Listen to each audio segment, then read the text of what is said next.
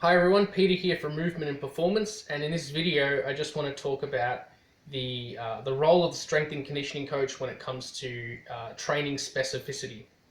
So we know that the principle of specificity suggests that the more specific our training exercise or training methods are to the competition requirements, the greater the specificity, and generally the greater the transfer.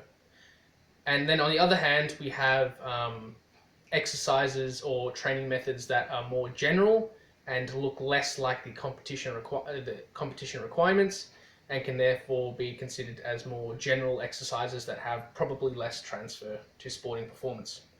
And this exists on a spectrum, as we can see here. So we have the extreme end of general exercise training, and then we can have specific exercise training, and the level of transfer is generally dictated by the amount of specificity of the exercise or training methods.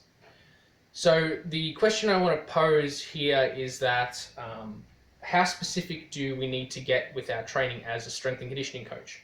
And what is the role of the strength and conditioning coach in regards to specificity?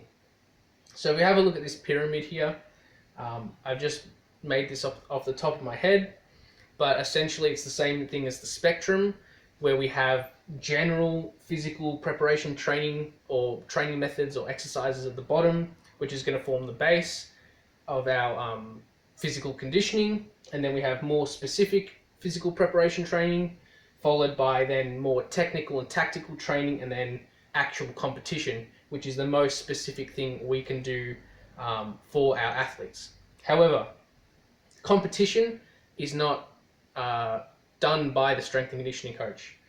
Technical and tactical training are also not done by the strength and conditioning coach. And it's not like there's 4 different levels. Again, it exists on a spectrum. But in my opinion, I believe the cutoff for where the strength and conditioning coach comes into play with regards to specificity is around this area here. Because when we start delving into more technical and tactical type training methods, we sort of just get our athletes to be doing the same thing that they do every other day of their normal sport training. So when we start incorporating things like maybe reactive agility with specific stimulus that they have to react to, is that actually going to be beneficial to our athletes? The more general that we can make our training, the more also variation we provide for these athletes who may already be doing sports-specific training multiple times a week, and their only time that they get to do any sort of variation, we don't really want to make that as specific as their sport training is. Otherwise, there's no real stimulus to actually adapt to. So the question again is, how specific do we need to get?